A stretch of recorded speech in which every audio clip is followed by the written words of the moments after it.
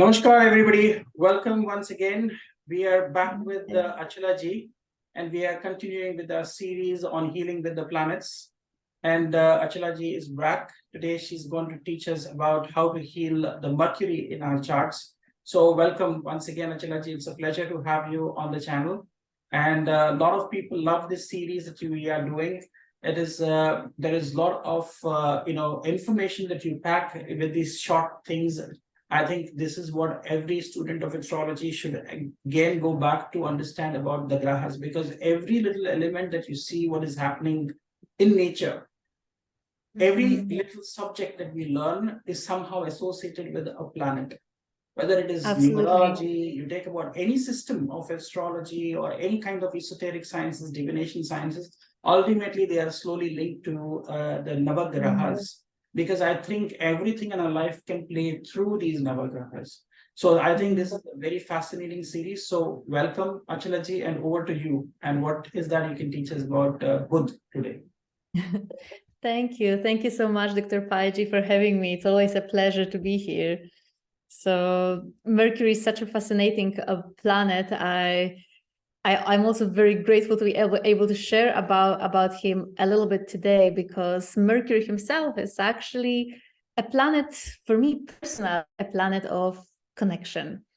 Because if we think about Mercury and his role in Vedic astrology, of course, we sometimes talk that he's our buddhi, our intellect, that he's our communication, sometimes also an important karaka for wealth and resources, contact with people. But primarily Mercury is actually the karaka of connection. Because if we look at him, if we look even at the first sign ruled by Mercury, it's Gemini. And these are actually two people together. Of course, Gemini are known a little bit more in Western astrology as actual twins, but in Vedic astrology, we see the Gemini ruled by Mercury as actual man and woman. Mithuna, they are together. And then if we put it as a contrast to the sign of Virgo, which is another sign ruled by Mercury, it's a Virgin. So it's such a great paradox, because one sign ruled by Mercury is actual couple, Mithuna, and another sign ruled by Mercury is a Kanya, it's a Virgin. So it always made me really wonder a lot about Mercury and what he can tell about us when we see him in our birth chart, because truly Mercury can show us a lot about how we are connected to the world around us. And are we connected? Are we curious about the world around us? Which is something more that leans towards Mithuna Rashi, the active, the masculine, let's say, Rashi of Mercury. Or are we more, let's say, seclusive in some way? Are we more towards disconnection, sterility, purity, maintaining ourselves, which is much more something that sign of Virgo would be about? And even if we look at these two signs of Mercury from the perspective that Gemini and Virgo actually happen to be the original third and sixth house, these are 2 out of 3 Trishadaya houses, in fact. And third house is supposed to represent the karma, the vice which is inside of us, the actual vice of desire, always pursuing something, while the sixth house is the koda, the actually rejecting thing, basically speaking, which can, of course, manifest as anger, but it's all about setting our boundaries. So Mercury is this planet which I feel truly shows like whether we are a little bit more closed or a little bit more open. Are we more curious, a little bit more extrovert, or a little bit more introvert? And how do we connect with the world around us? And connection, I believe, is such a beautiful topic to even explore in our day and age, especially because the very quality of connection and the way we even connect to each other is so vastly different than it was, for example, 100 years ago. For example, right now we are talking here on Zoom, and then some people on YouTube are going to watch it, which is like a fascinating, let's say, concept in itself. The entire concept of connection have changed a lot. In some way, the connection is more available, not just to each other, but even connection to knowledge, access to learning, access to education and resources. And then on the other hand, if we look at that, we actually grew so disconnected from each other at the same time. Like, for example, in the past, it was so common to know all your neighbors. It's not common anymore, especially not in big cities. We don't even know who they are. We maybe even don't even see them anymore, in fact. So it's fascinating how we also as society are growing in our understanding of connection and how we connect to the world around us. And of course, one thing is here how we connect to each other, but then the other thing I believe is our very connection with nature itself. Because Mercury, among all other planets, is very green planet, right? It's a planet that is very connected with nature itself. And in fact, some scriptures are even referring to Mercury as being a planet which literally represents the concept of ahimsa or nonviolence. And this is something that always puzzled me a lot about Mercury when I was doing my own research, how in some charts, Mercury can make people so incredibly connected to each other or to nature. And in some charts, he will make people so just stuck in their own mind and intellect and so entirely disconnected. And then in some charts, Mercury can be so soft and gentle, and he can be so nonviolent, right, and compassionate and empathic in a way. And then in some charts, we'll see Mercury being incredibly violent. For example, I was like really into this research on Mercury some years ago, and one thing that truly shocked me is that, for example, if we would go into the research of charts of people who were truly violent, like serial killers, such a vast majority has Mercury exalted. It's fascinating if we consider that, right? What Mercury in this sign can do. If we go even further into that research, it will show up that in many of these charts, Mercury on top of that is Titi Lord as well. So it's actual ruler of their lunar day on which they were born. And very often these are the births somewhere around sunrise time as well, which actually is the Rudra Muhurta, right? The very violent also, let's say, timing, we could say.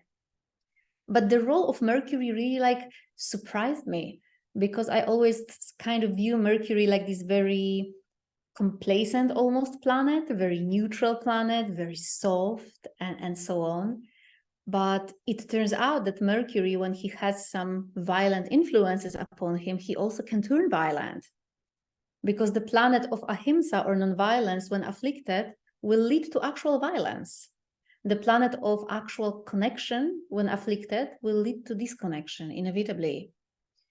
So Mercury, I think, is truly one of the most underrated planets. Very often in Vedic astrology readings, we don't almost pay as much attention to him because he's somehow always around the sun, but he's so important in showing how connected we are with the world around us. And is the quality of that connection healthy? Is the quality of that connection actually good? Because Mercury doesn't only show how we connect to the world around us, but also even how things connect in our mind. This is why, for example, people with very strong Mercury, they can find solutions to problems very quickly, because the moment they are faced with a problem, immediately in their mind appears this connection. Okay, we can do it like that, or we can do it like this. So Mercury, of course, in his highest essence, can be amazing problem solver. And I do believe Mercury can be also amazing healer as well, because he rules the sign of healing ultimately, sign of Virgo. But for that to happen, there's always some form of connection necessary. So for me, Mercury always represents that, especially as he actually is considered to be the celestial representative of Lord Vishnu, as the very Devata presiding over Mercury is Lord Vishnu himself.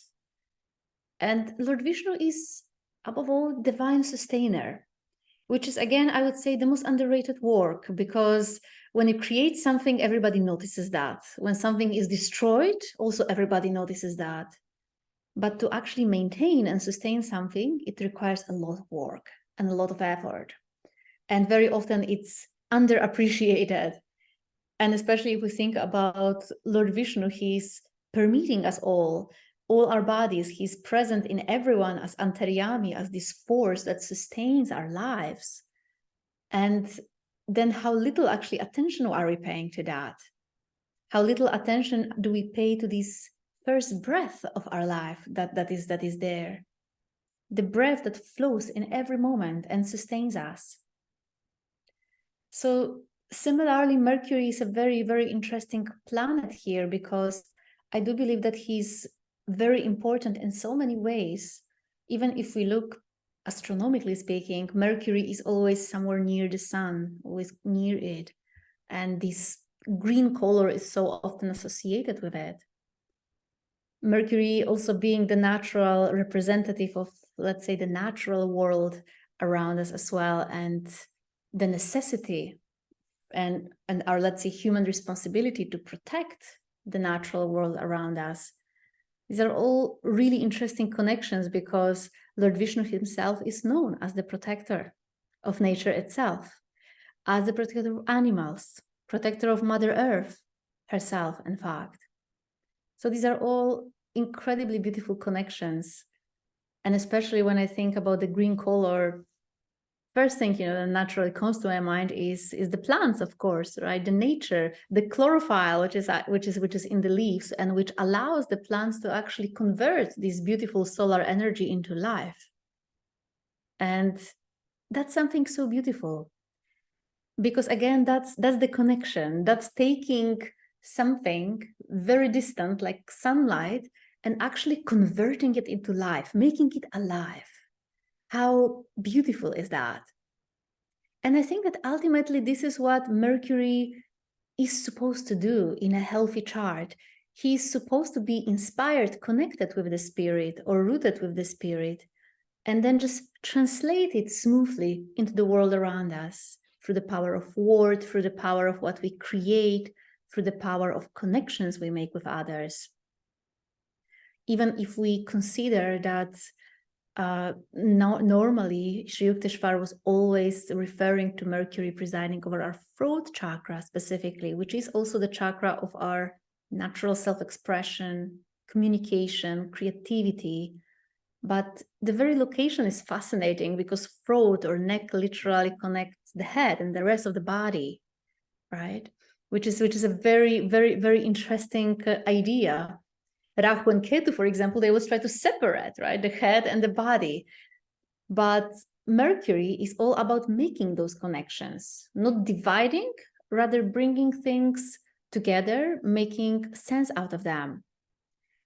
And ultimately, I do believe that it is this divine intellect within us that actually helps us to connect things, to connect to others as well. Because what Mercury represents, he's even called Buddha, because he does represent the buddhi within us, the divine intellect. In the same way how sun represents the soul, the Atma, and the moon represents manas, or the mind. And I do understand that sometimes people are a little confused about, but what's the difference between the manas and buddhi? But it's actually really simple if we think about it. First and foremost, if we look at this, what we call the mind in English language, in Vedic understanding, it's comprised of 4 distinct parts, and which are called antakarana, or the inner organ.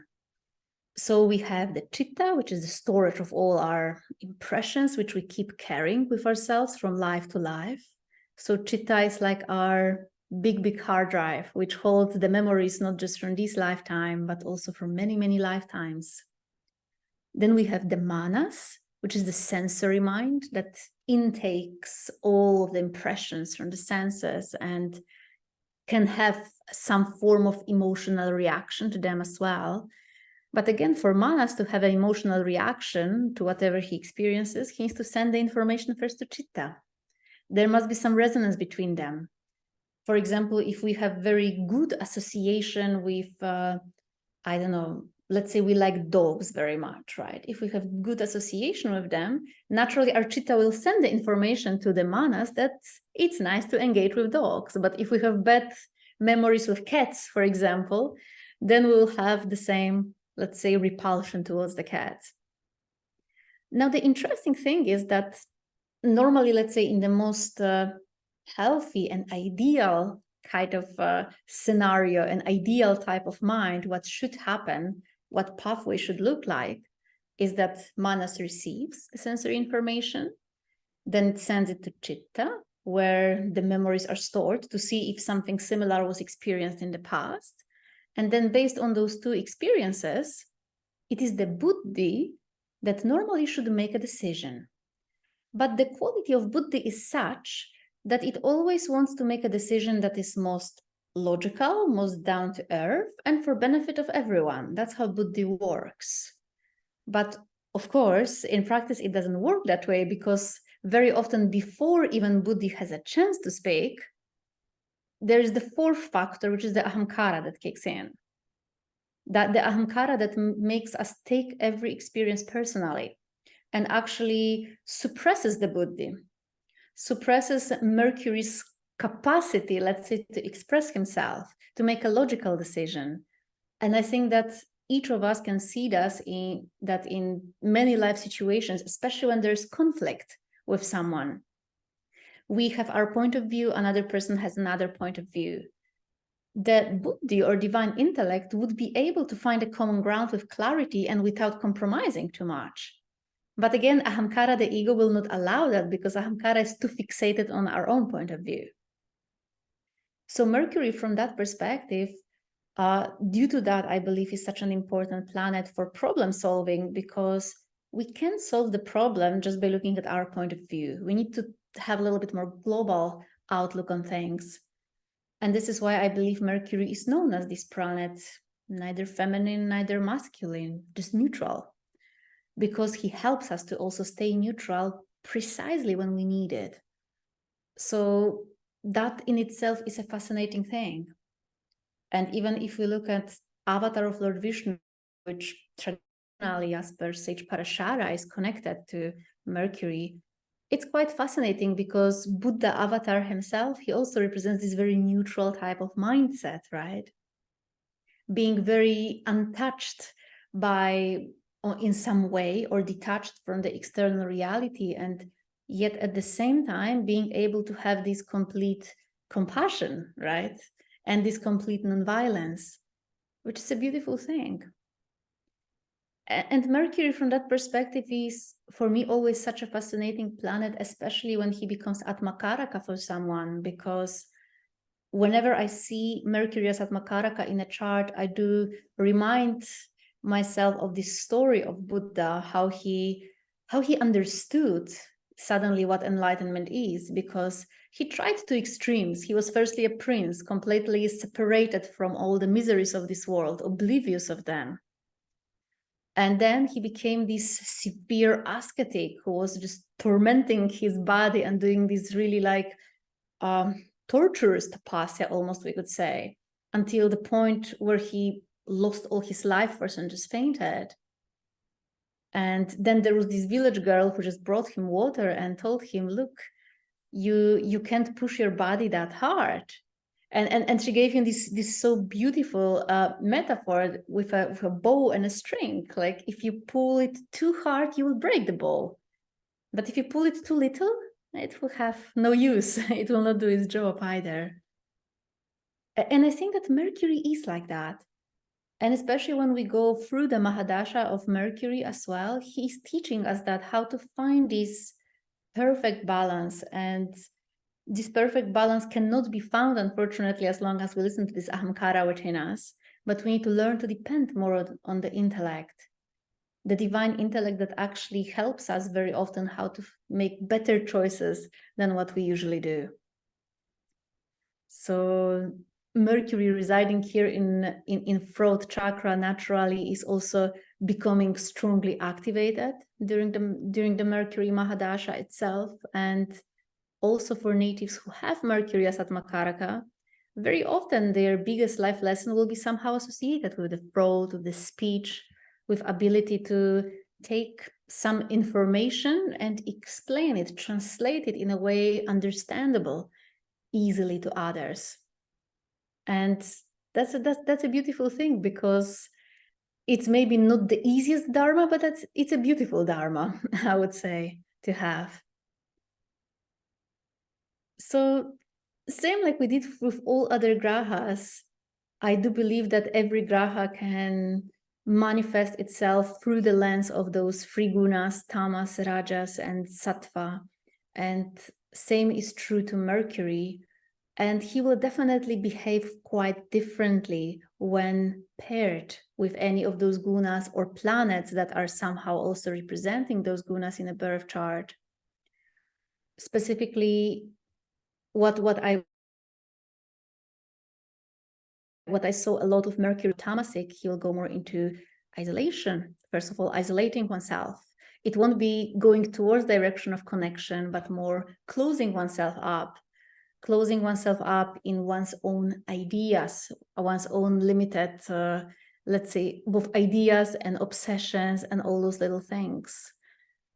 That can sometimes, I would say, be supportive for the intellect, but in most cases, it will make intellect more stagnant. It can even lead, to intellect being in some sense impaired. It can lead to memory issues. It can lead to even, certain incapacity to empathize sometimes.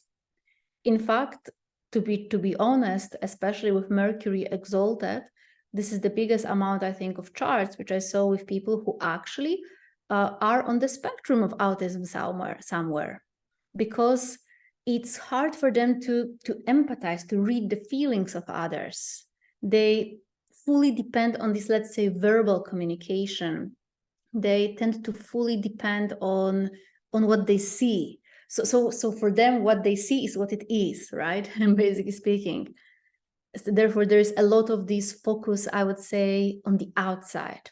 That's a very, very good way to put that. Because regardless of the fact that Mercury, we associate him with throat chakra, but his natural element is earth element. And that means that when earth itself becomes a little bit of tamasic, we also may have tendency to focus too much on the outside, take things too literally. This is where, for example, understanding a metaphor can be an issue, right? Or poetry, which is more a Venusian thing. So especially Tamasic Mercury can be problematic from that sense, sometimes taking things too literally, etc. Tamasic Mercury can result sometimes in problems with memory, general lack of clarity, both in expression and in thoughts. Sometimes, like, it's hard to pinpoint exactly, for example, what's the problem. This can naturally lead to lots of misunderstandings, overall sense of disconnection. Mercury is, I think, also one of the most prone planets to give any type of fixations on purity, cleanliness around us. Even like this OCD, is very much seen with Mercury. In fact, he likes when everything is, very, very well done and very well arranged and organized. Fixations on rules can be as well. So basically speaking, Mercury, if we would like to summarize that, he does not only isolate when he becomes tamasic, he also becomes a perfectionist. He becomes too much into the details. He becomes so detail-oriented that he cannot see a bigger picture anymore. And that naturally can become a problem, because when we see ourselves or some issues in our life in isolation from others, and it can lead to many, many problems, because we may like it or not, but the fact is we are all connected, and we are connected to nature, and we do bear the consequences of that as well. Rajasic Mercury will be more, of course, of his true nature, we could say, or his planetary nature, because Mercury himself is Rajasic. And as Rajasic planet, of course, Mercury is always on search, and Mercury can be amazing in research, especially when he becomes Rajasic. He can become amazing in research, but sometimes to the extent of really losing our peace of mind entirely until we get the answer. It constantly wants to know more. So there's this curiosity, almost compulsion to learn. Mercury, which is Rajasic, will be also very playful, could be, and fickle even, very changeable in nature, as he is naturally ruling also dual signs, can become materialistic, of course, as well, because Mercury, especially his Mahapurusha yoga, Bhadra yoga, for example, is one of the most common combinations for a lot of wealth and a lot of prosperity as well. So Mercury, when Rajasic, can become quite materialistic as well in nature. And one thing that I think sometimes Mercury doesn't get enough credit for, but according to quite a few scriptures, actually, Mercury is associated with quality of jealousy as well. Mercury is one of the first planets that can force us to focus so much on the external reality that we start comparing ourselves with others, how much others have, how much I have, how much I have given to my partner, how much he has given to me. Like this comparison is constantly present, almost calculativeness. And this can also result with jealousy as well. So Rajasic Mercury definitely can take that route as well.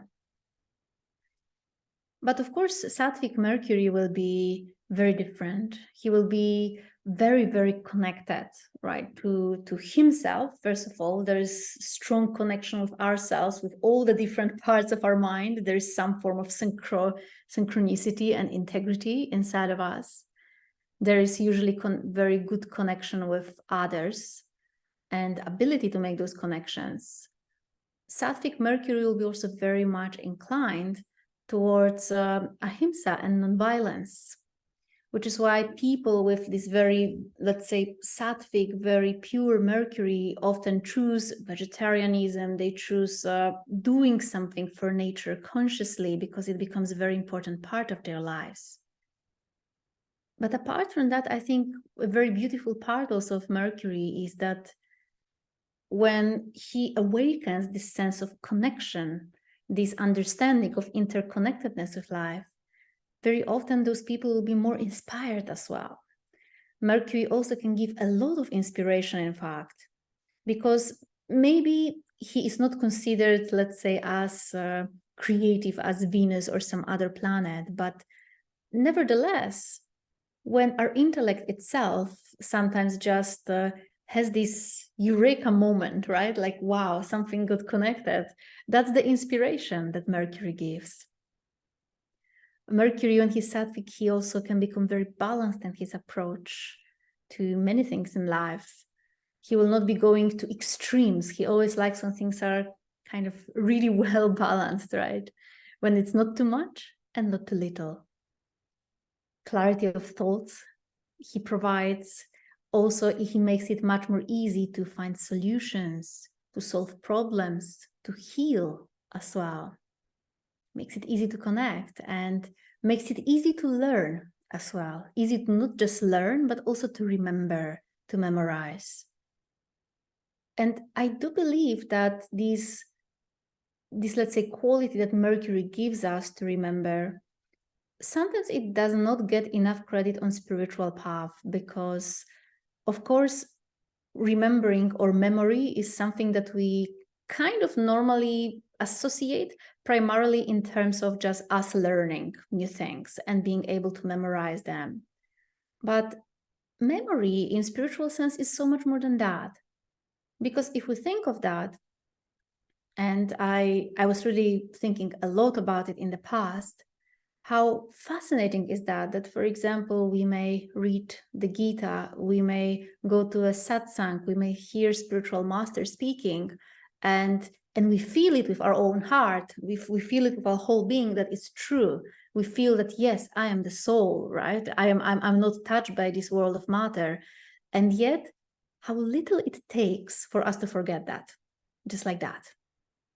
Because we are so used to actually more Rajasic / Tamasic version of Mercury, which is focused on the outside. We are so much more used to remembering external things rather than eternal truths. And that's a fascinating thing, because whatever we do on our spiritual path, very often, be it daily meditation, repetition of a mantra, reading of a scripture, ultimately, it is supposed to firstly serve one primary purpose, and that is making it possible for us to remember those truths actually in the moment, right? In our daily life. And this is something really special, because I do believe that Mercury is this really key planet that helps to take this spiritual truth and actually convert it into reality. But you can't do that if you don't even remember that in the first place, right? And that's a beautiful thing. Because if you think of Mercury again, that he is always somewhere around the sun, it's a really beautiful metaphor, because sun represents the soul. And Mercury kind of continuously rotates somewhere there around him as the closest planet to the soul itself. Because what can make us embody that soul more frequently in our daily life is through memory, through remembering him. It's very difficult otherwise to embody something if we can't remember that. So I would just like to really briefly go through different types of blockages that Mercury may experience in our birth charts, and also how to tackle them and how to help them a little bit. Avastas that Mercury may go through will be very similar to other planets' avastas. Naturally, Mercury can become ashamed when conjunct with Rahu or Ketu, which is an interesting, I would say, placement for Mercury, and quite strongly dependent on which exact node is that, because Mercury will more likely get along with Rahu rather than with Ketu. These are just more compatible planets in some ways, we could say. So when Mercury is somewhere around any of these nodes, then what can result, especially if it's like a really close conjunction, that sometimes there can be this issue with just expressing ourselves, simply speaking. And even though Mercury with Ketu or Rahu will behave a little bit differently, because Mercury with Ketu, for example, may result in much more obvious, let's say, sense of shyness, or even feeling ashamed to speak and things like that. Rahu and Mercury will not necessarily always notice that, because what Rahu may do with Mercury is that he will try to cover up for this, let's say, underlying shyness with just displaying different version of oneself in front of others, simply speaking, but may still be very eloquent, for example. So these two placements will work pretty much differently. But of course, in both cases, what is always required to kind of get this Mercury away from the influence of the nodes is to, first and foremost, do what Buddha Avatar did: meditate, reconnect with your true self, and understand that ultimately, what does it matter what people think of me? Or what does it matter what people think, what I speak, what's my accent, am I eloquent enough, am I intelligent enough? It's not that important. This is something that we can get more in touch with, this more genuine part of ourselves, when we meditate daily and reconnect with ourselves. When Mercury is proud, is a little different situation. And for Mercury, it's the only situation when he's proud when he's in Garvita Avasta in Virgo, because it's both Mula Trikona and both exaltation place for Mercury. And proud Mercury, I would say the biggest weakness that he has, like naturally every proud planet, we tend to depend too much on that planet.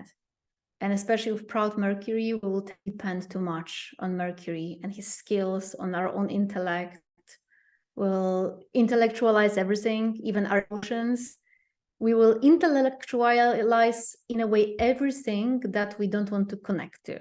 So we'll intellectualize our emotions to not connect to them. We'll intellectualize during a conflict to avoid exposing our vulnerability, right?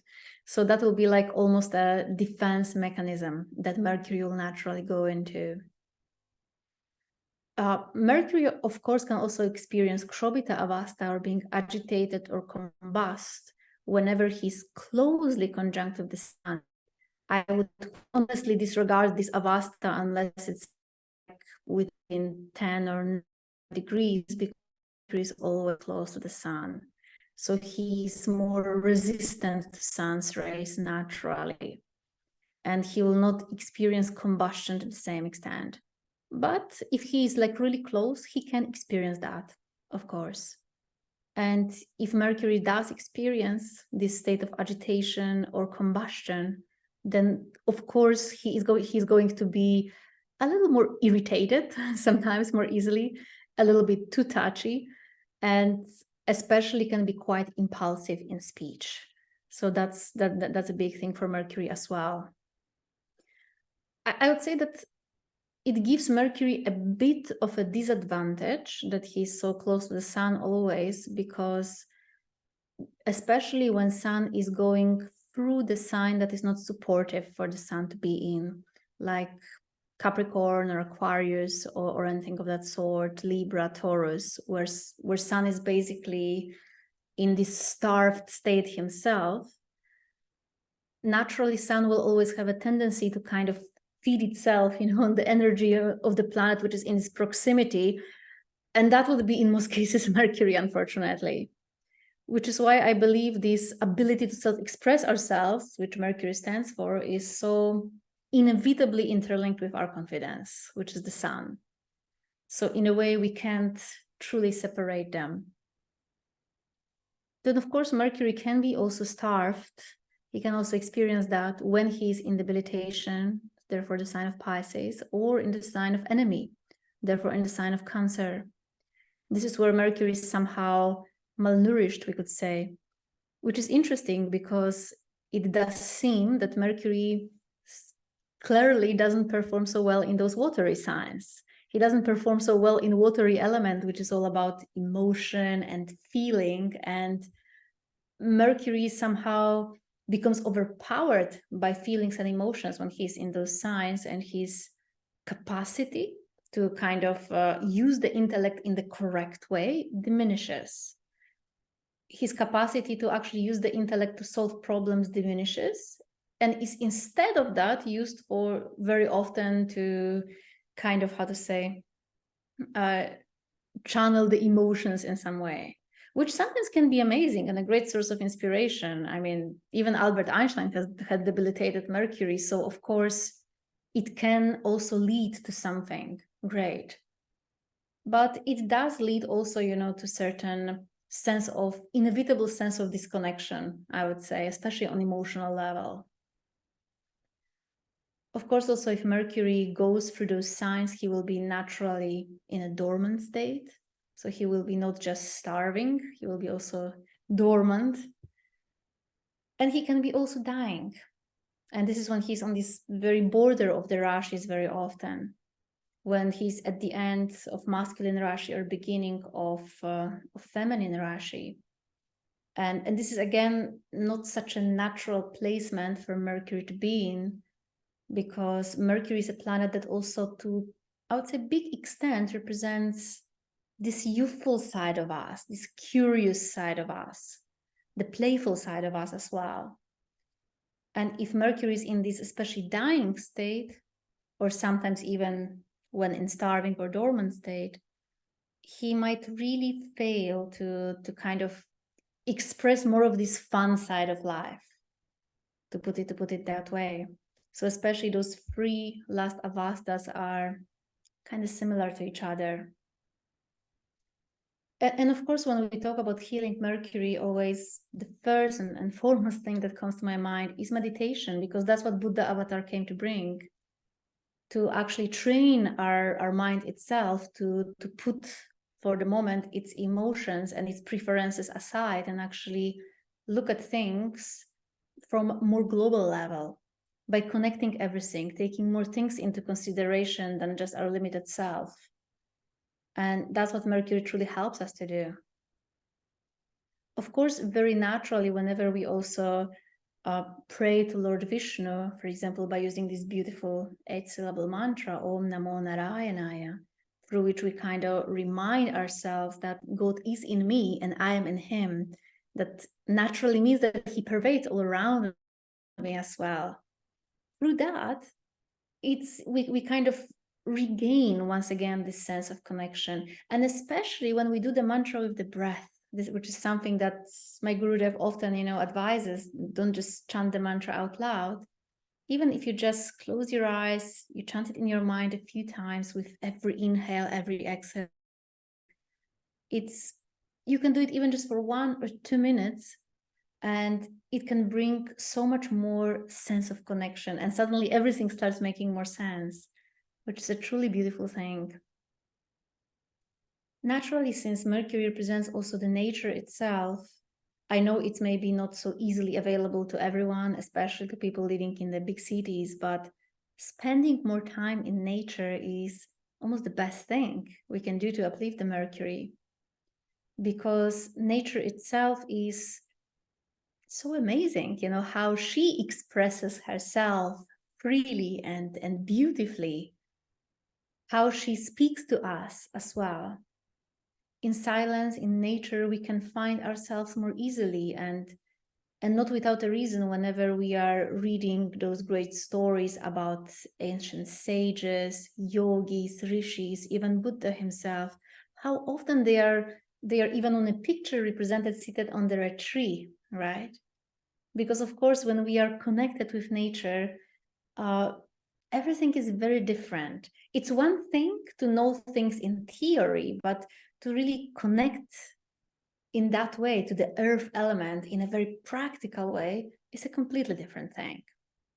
And that also what I believe, how Mercury can heal us as well, especially the natives who maybe experience any health issues because of the position of Mercury in their birth chart.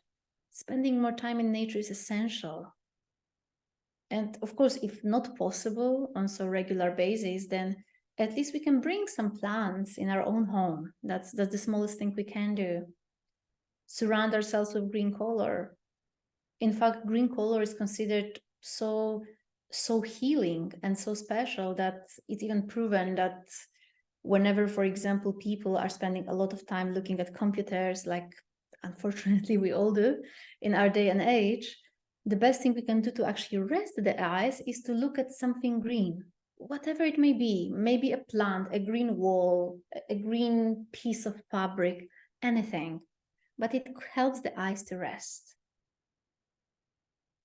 And of course, since Mercury also to a big extent represents our throat chakra and our voice itself, actually chanting the mantras out loud or even singing bhajans, anything to actually use our voice can be very helpful for Mercury as well. It can be very releasing in so many ways, because I think that chanting the mantras out loud, again, often doesn't get enough credit. We just talk about power of vibration and sacred chants, etc. But one thing that we often don't talk about when we talk about mantras and throat chakra especially, is that the actual longest nerve in human body, which is a vagus nerve, and which is the vital nerve for our ability to stay relaxed and just happy and calm, basically speaking, it also wraps itself around our throat, in fact. So even if we just chant the mantra Om very, very, very simply, we automatically send to this nerve the signal that it's time to relax and go to this more peaceful state. So I do know that they're very simple remedies that you can find them pretty much anywhere, but they truly do work. And that's why they are there, and that's why I thought that these are the most important ones to bring them here, because honestly, that's what Mercury is all about. But on a more, let's say, day-to-day level, if we want to like very seriously uplift Mercury in our birth chart, I think the best thing we can do in life is just to honor the connection itself, honor our connection with others, with our family members, people dear to us. Don't just forget about them, right? That would be the memory loss that Mercury doesn't like, but actually maintain, nourish, because that's what Lord Vishnu does. He nourishes, he maintains, he sustains. Take care of something, take care of your garden, take care of your plants, take care of nature itself, make more green. We are even saying choices, right? Choices that actually can help you understand yourself and see yourself more as part of nature, this grand ecosystem of our planet.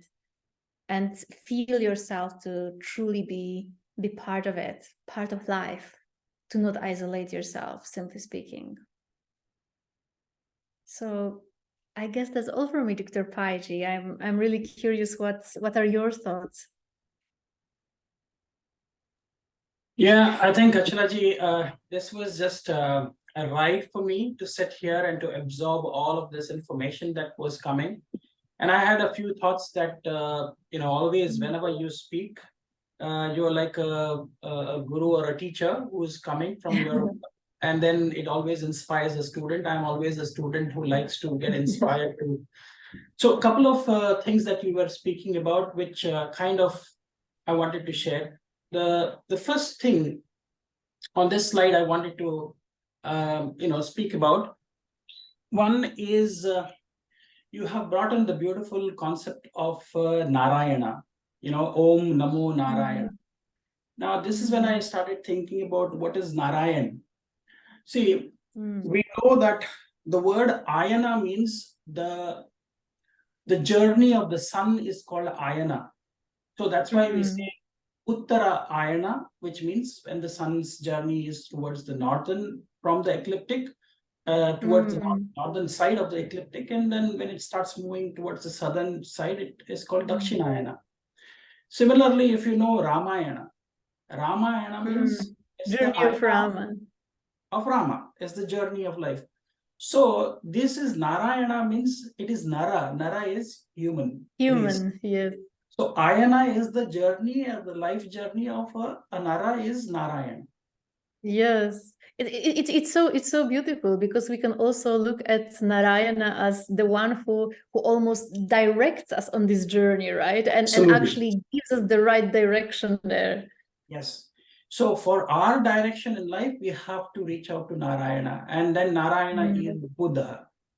Now, when you say Buddha, this is another thing which it took me back to your slide where you're talking about, Buddha is associated or controlling, or is the ruler of Gemini and with Virgo.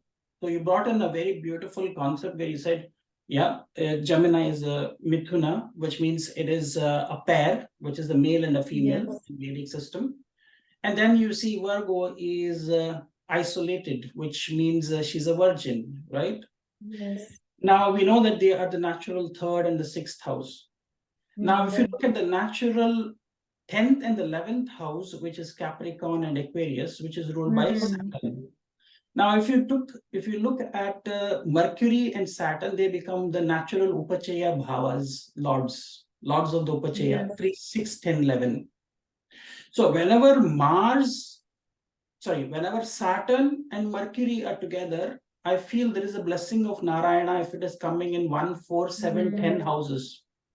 Why? Is because Saturn is also a natural Upachaya Bhava, because it controls the 10th and the 11th, and Mercury controls the 3rd and the 6th. Now, if you really understand Vedic astrology and you go to the Navagrahas, there are symbolisms associated with the Navagrahas. So many people do not know that Mercury is associated with the arrow. And Saturn is associated with the bow. So it is the bow and the arrow coming together. Because what is the use of a bow without an arrow? What is the use of an arrow without the bow? So a bow and arrow coming together is like Vishnu coming together. Because otherwise there is no function for just Mercury and just for Saturn to be there. So when we come together, it's the bow and the arrow which is coming together. So that is itself a Vishnu yoga in anybody's chart who is seeing. And if sun is involved in it, is Rama, which is the bow and the arrow with the sun, because he's from the solar dynasty. Okay. So when you talked about the 3rd house and also the throat chakra, which is where Buddha, is controlling our throat and our. So this is also where we say this is the seat of both Vishnu as well as Shiva, because this is called Vishuddhi chakra. We have to make it purify by cleansing it. That's why it's called Vishuddhi. Shuddhi means purification. So Vishnu is somebody who is ability to remove the poison from your body. And Shiva, who's Nilakanta, which is, you know, the blue-throated god, he also kind of controls this because he's kept the poison here. He's not kept anywhere else in his body, but on his throat chakra. This is called as the Adam's apple as well, isn't it, in English? And it says Adam had eaten that apple. So this is the Adam which ate that apple, because of which we are all here. So, you know, see, this is again very fascinating for us to understand that there is a very strong connections in with the Mercury, because unless Adam has had that apple, probably that apple was Mercury. Mercury's apple is a green apple that he has had, and that gave him the buddhi and the intellect. That's why we became Naras. We are the very specific race here on the planet, that the one thing that distinguishes us from the rest of the races is our buddhi shakti, our discerning power, our intelligence. Because every other animal has all the other planets very strong, except Mercury is not given to them by God. Only Mercury has given to, God has given it to us. Yes.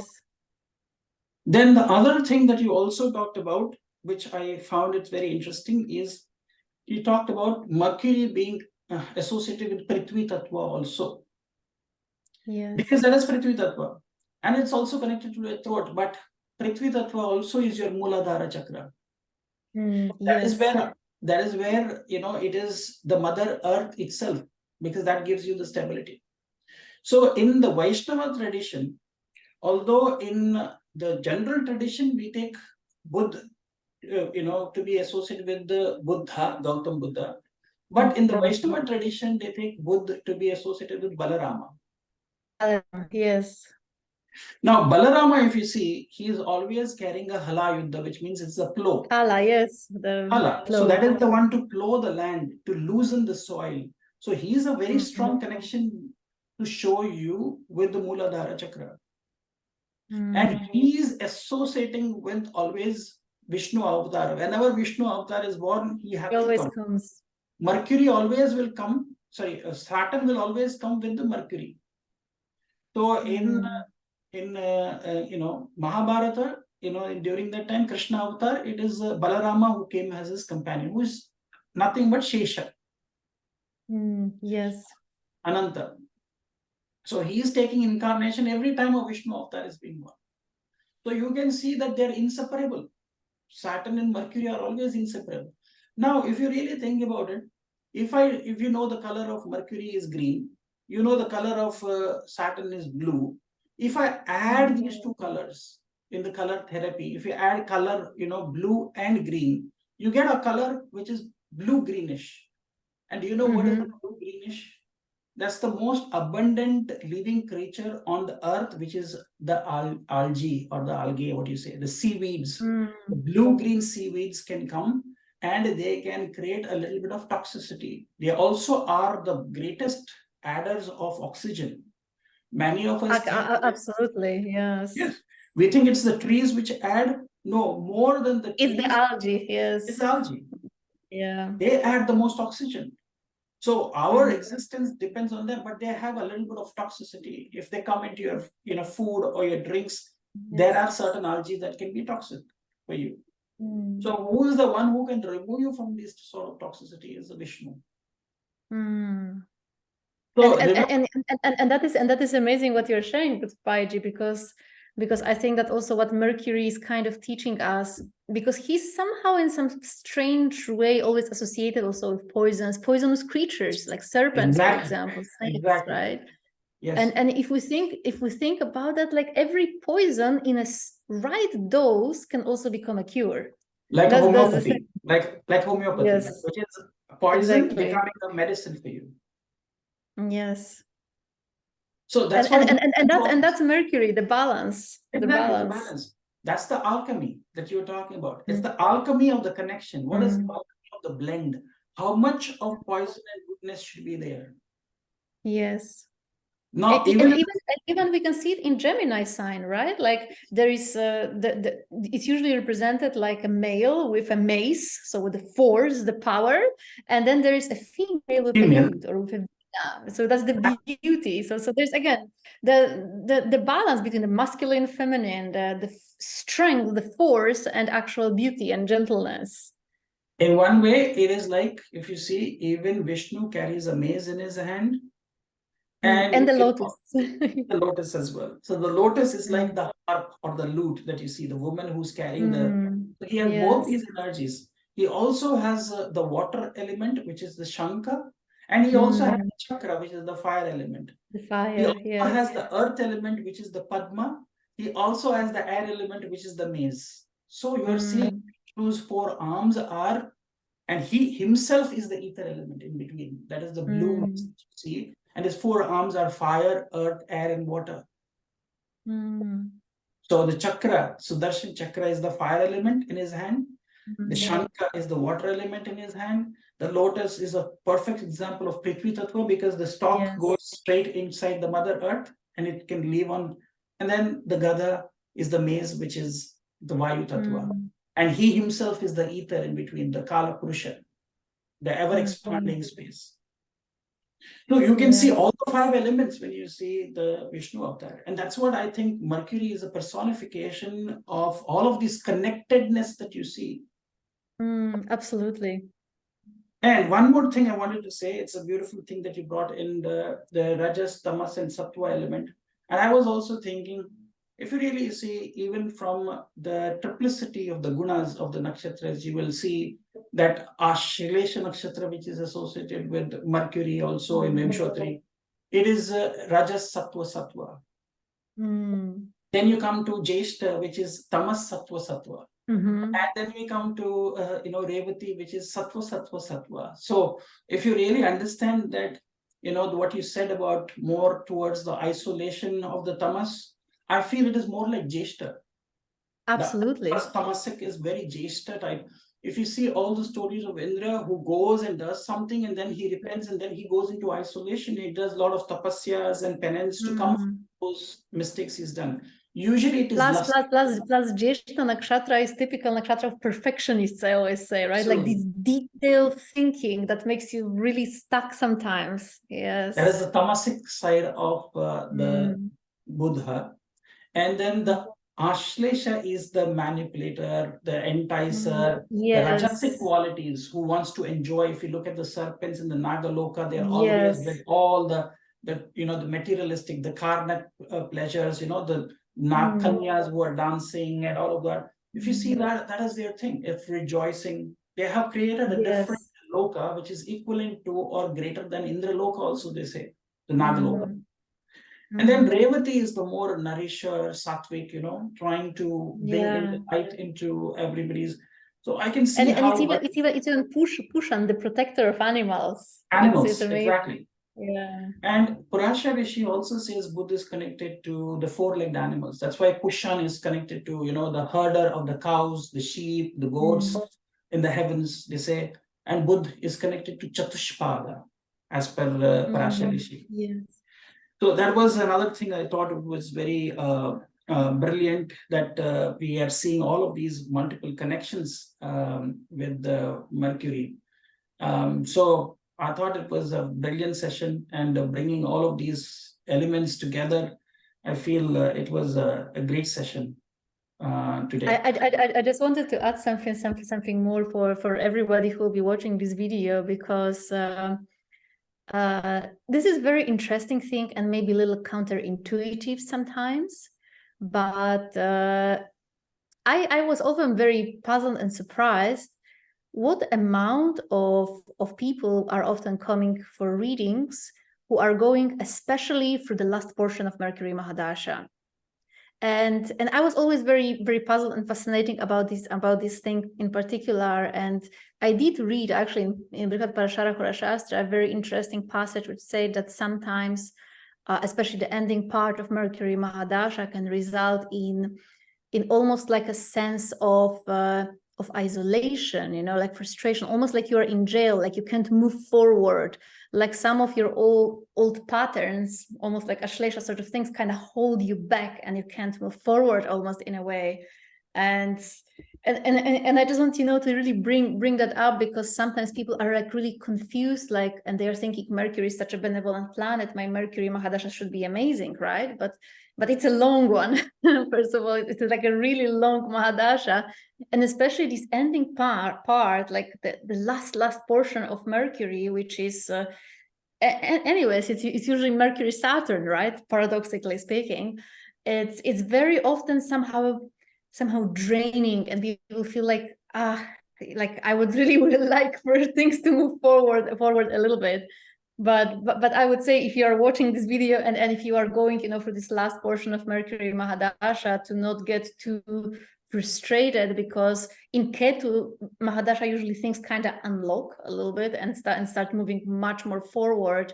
And sometimes the best thing we actually can do in this last part of Mercury Mahadasha, if it actually ends up really bringing some frustrations, or you feel like you are stuck in some way or anything of that sort, you can always meditate, because I think that ultimately that's what Mercury is trying to make us do anyways. He's trying to make us kind of realize that, to not get too attached to these external forms and shapes of things, and rather connect to this Narayana, right, who gives direction to all beings, connect to the Supreme Being. Because honestly, I do understand that, and I saw many people go through that. Personally, I didn't went for my Mercury Mahadasha yet, but I did see how people can get frustrated with it sometimes by the end of it. Achala ji, if you really understand Jyotish, you have got the answer in this, you know, what you have said. If you look at all Mercury's Mahadasha, they are towards the end, when they come towards Mercury Saturn, they are going through the Gandanta. Because Gandanta, Mercury exactly. is the last phase where you are going towards your Gandanta. And the first, the Sandhi period between Mercury Mahadasha and Ketu Mahadasha is always going to be a little bit of a roller coaster for everybody, because you are in the Gandanta region. Absolutely. So when you're going to Mercury Saturn, it's best to go to Narayana. Doing the mantras of Narayana would be best, definitely, because you are Mercury Saturn. What did I say? They are also the controllers of your Upachaya. So like you said also, Achala ji, it is only the last phase, but then it's Upachaya, which means, you know, they control the Upachaya bhavas, which is the third, the sixth, the 10th, the 11th. It unlocks. It unlocks. It unlocks itself. It unlocks it in the Ketu period. So why are you worried? I know this is last fag, but there is something that is there that you can sow the seeds of your karma. Try to, you know, heal your throat chakra, as you said, singing bhajans, part of satsang. During this period of Saturn, if you can do that, I think your journey in Ketu Mahadasha would be even more fortifying. Absolutely. And I believe it's the best thing, like you're saying, Dr. Paiji, to do, because what is Gandanta is the transformation. It's the strong, fierce energy of Shiva. And how do you actually harness it? Pray to the sustainer, so you go like smoothly through it, right? Exactly. Pray to Lord Vishnu. Yes. Yes. And there's another thing I also would say for those people who are going through these phases, also remember the connection of the mudras, the hasta mudras. See, Mercury is connected to number 5 in Vedic astrology. Number 5. If you see the 5th finger, if you start from this being the first finger, you see is the 5th finger is Mercury again. The little finger is connected to Mercury. Okay. Now there is a symbology. See, there are, these fingers are connected in the esoteric sciences. They are connected to different purusharthas. Yeah, elements and purusharthas as well. Now, you know, elements, this is air, you know, this is, you know, ether, this is fire, and this is water. Okay. Yeah. So Jupiter, Saturn, Sun, and Mercury. Okay. So these are the 4 fingers. Now, if you really think about that, this is called as, you know, this is called as Kanishta, the last one, Anamika, Madhyama, Tarjani, and Angushtha. These are the things, right? Now, one symbology that you will probably connect to is this symbol. If you can do this mudra, basically what you're showing is Jupiter and Mercury. This is Jupiter, this is Mercury. This symbol is very, very powerful, because for activating, the symbol is used by people who understand Mahavatar Babaji. Mahavatar Babaji's symbol is this. He says this. What is this? Jupiter and Mercury. They are both involved in Saraswati Yoga.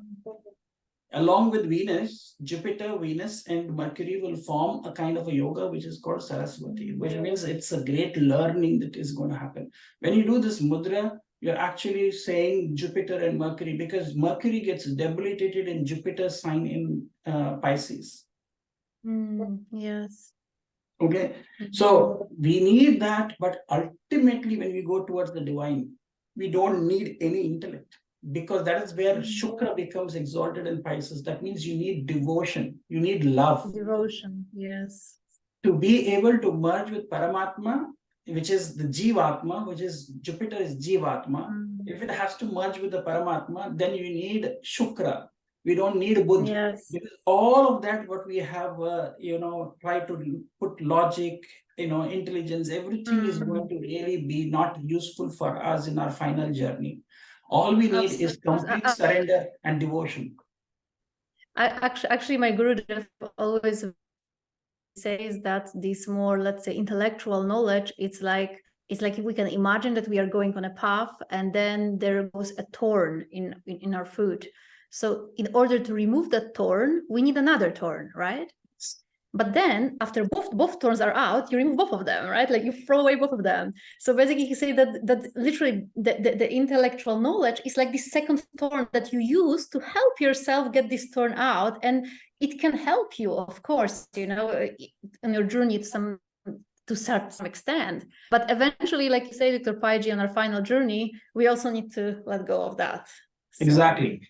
Because as, you see in Mahabharata as well, as Yudhishthira was walking towards the heaven, each of the Pandavas, including first Draupadi fell, then it was Sahadeva, then Nakula, then Arjuna, then Bhima. Yes. And the only person who went to the heaven in their physical form was Yudhishthira, and there was a dog which was following them all throughout. Yes.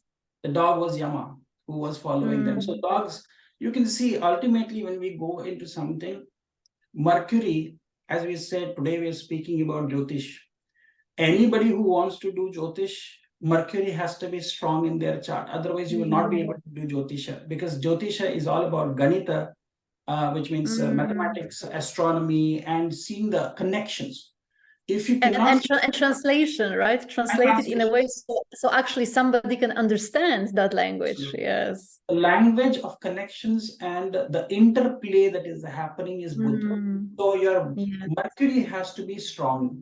But eventually I've seen most of the greatest astrologers or people who are interested in esoteric astrology, at the fag end of their life, they don't want to do astrology at all. They want to just do what is, sadhana and Vishnu Sahasranama, because that is what Shukra and Jupiter is all you need to go to the next realm. They understand that everybody gives up, including, you see, the greatest of the scientists like Einstein, they become more bhakti oriented. They believed.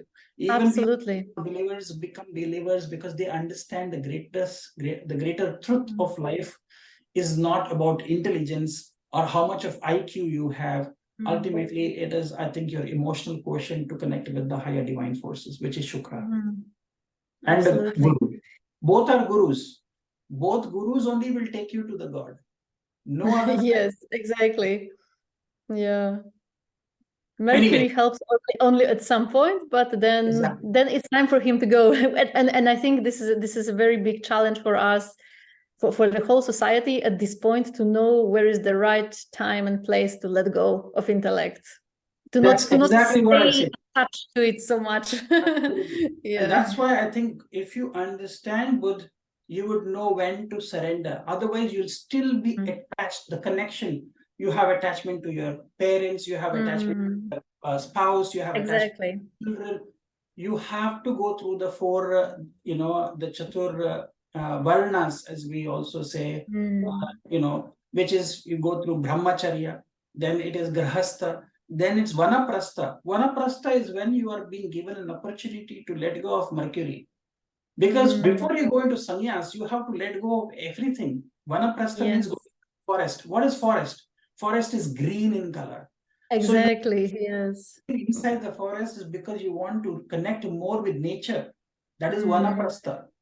That is the and it's so beautiful when we think about that, right? Because vanaprastha so naturally leads towards sannyasa. Because once you kind of reconnect with nature, it's so easy actually to let go of things. Absolutely. Because the nature fulfills us so much.